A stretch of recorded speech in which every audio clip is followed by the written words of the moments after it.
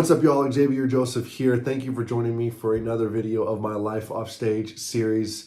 I'm having fun doing this so far. We haven't done too many videos just yet. We're still kind of getting the ball rolling on everything, kind of mixing this in with the new release, and still trying to figure out, what content you guys like the best. We're trying different video styles as well. So today we're going to do our first Q&A. I'm really excited about this one. I really wanted to talk about dad tips. I put a question box on Instagram for those of y'all who wanted to give me questions that you thought you'd want answered. I'm going to answer those here. I chose three of them, three that I really thought were good questions that got me thinking a little bit. And y'all asked some really good ones. My perspective on this is, I think, different because I'm a traveling father. I travel a lot, and also my wife travels for her corporate job. So we are all over the place. I don't even know how we manage the schedule, but somehow we do it. So let's get right into it. The first question is very basic. How do you handle travel and being gone over most weekends? It's rough. I don't think it gets any easier. It's definitely easier for me as a musician when I'm with my band, because there's a lot of conversations, a lot more things to do. When I'm solo, sometimes when the whole band can't make it, so I just do solo gigs that weekend. That's a little harder because it's just me and my thoughts, and I get to missing my family and my daughter and everybody, a lot more. But for me, the most important thing is you're not going to stop missing them. If you can find a trick to not miss them, let me know. But you're not going to stop missing them. So most important thing is, one, communicate as much as you can. Make sure that your spouse or other half or whoever's watching them or whatever your situation is able to send you updates so you can feel like you're there, like you're not missing anything, like you're as present as possible. We have the beauty of FaceTime now, or whatever, Google Meets or whatever other services you have. Take the time to communicate. For me, my daughter is learning so much right now. She's about 1 year and 8 months, so she gets really excited seeing me through the phone. It doesn't make sense to her quite yet what that is. But she knows it's me and she gets excited.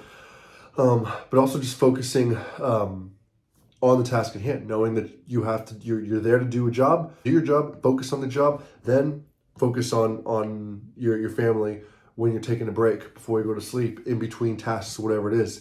But make it a priority, and also come up with a plan before you go. Don't travel and say, oh, I wish we could have done this, I wish we could have done that. Come up with a plan. Most of these things, most of the problems in life, honestly, that families encounter, they could have avoided if they actually just communicated beforehand. So really try that communication. It does work, especially if you have a spouse like I do, who's always willing to bend over backwards to make sure that I don't feel like I'm missing anything. Question number 2. Do you have the feeling of guilt when you're gone for shows? I've heard about this. I thought it was just me, but I've heard about this where, and maybe moms feel the same way, but I don't know how a mom feels overall. But I can speak to how a dad feels. I've heard about a lot of this type of guilt that dads feel when they're working hard or they're doing different things, staying up, potentially missing things. I think it's as a provider type thing. Like we want to be providers. We want to be working hard for our dreams. We want to be going out there for our goals. But we also just feel like what the kid really wants is time. The kid doesn't know right now. Me and Bella, my daughter, doesn't know that I'm out here doing X, Y, and Z. She just wants me for me, So when I'm gone, I know she misses me too. I know she misses me as well. So she doesn't know why. So a part of me does feel guilty. But again, you have to just focus on the task at hand. You chose this.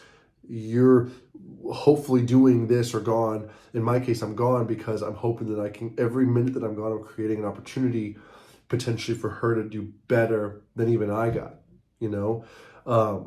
and just to keep that growing so that she can start sooner and do things sooner and do things better than I even could. So that's the goal. I keep that in mind. The end goal is what I focus on all the time. So I try not to let myself be guilty for things. And I also just have to stay positive. I have my words of affirmation, if you will, or whatever you want to call it. Things that I can, when my head wants to go to a kind of a dark, let's blame yourself for things, let's make you feel bad. I have those thoughts and those I don't even know what to call it, but what I need to get back on track and not focus on this, and tell those feelings, it's time for you to sit over here in the corner. We're done with you for now. So It's really focusing on the task at hand. A lot of these feelings that we have, at least from my experience and what I've learned, don't just go away on their own.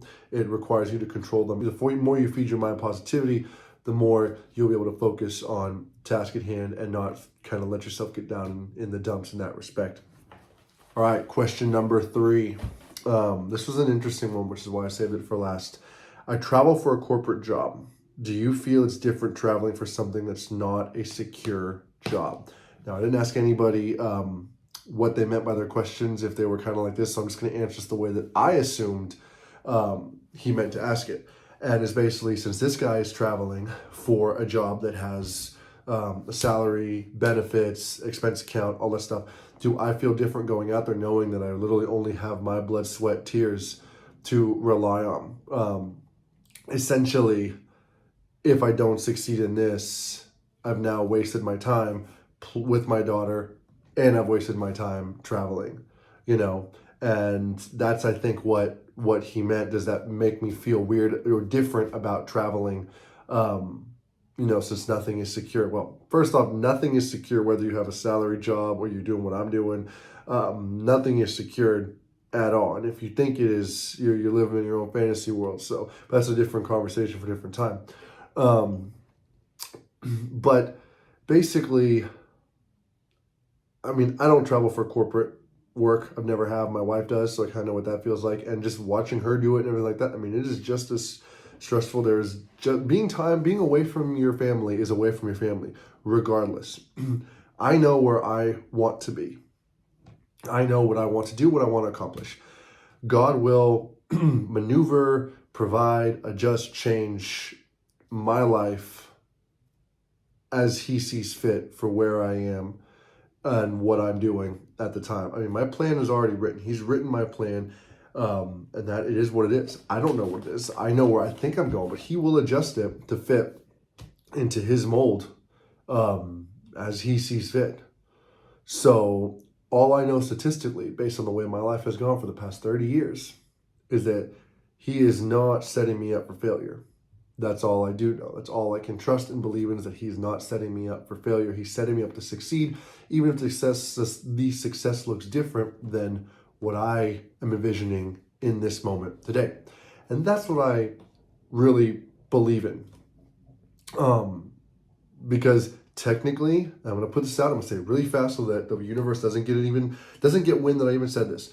Technically, there is always that part of me in the back of my head, and I think a lot of musicians that knows that we could be doing all this, wasting all our time, and just not even succeeding. It could all just be us just at the end of the time losing all these years doing nothing and now having to pivot and find something else to do, and it just feels like music failed us. Okay, that's it. It's out. I'm not saying it again, and hopefully nobody even knows I ever said it. It's always in the back of our minds that failure is an option. Failure is an option for everyone. I don't care who you are. But it's not going through life focusing on the what ifs. It's going through life focusing on the I ams. And those I ams will get you through every step of the way and help you overcome any doubts, any fears, any guilt, anything that you feel. So yeah. Anyway, guys, thank you so much for watching. I know this video was a little different. If you like it, leave a comment below. If you don't like it, leave a comment below. Let me know. We're adjusting and we're making these videos. I'm new to YouTube.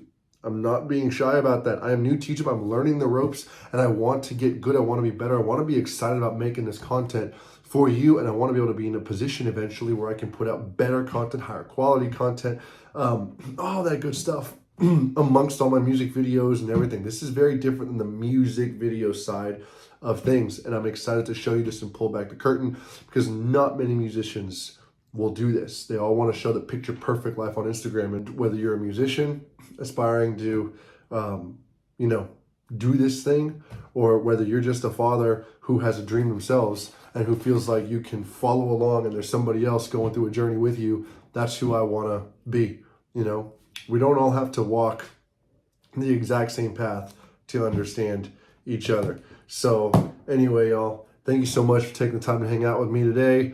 Before you leave, if you could, please subscribe, like this video. In just a few weeks, we've gotten up to almost 200 subscribers. I know that means nothing to most people, but for me, that's a huge deal. So I'm excited. I'm excited about this. And yeah, I will talk to y'all later. Bye, guys.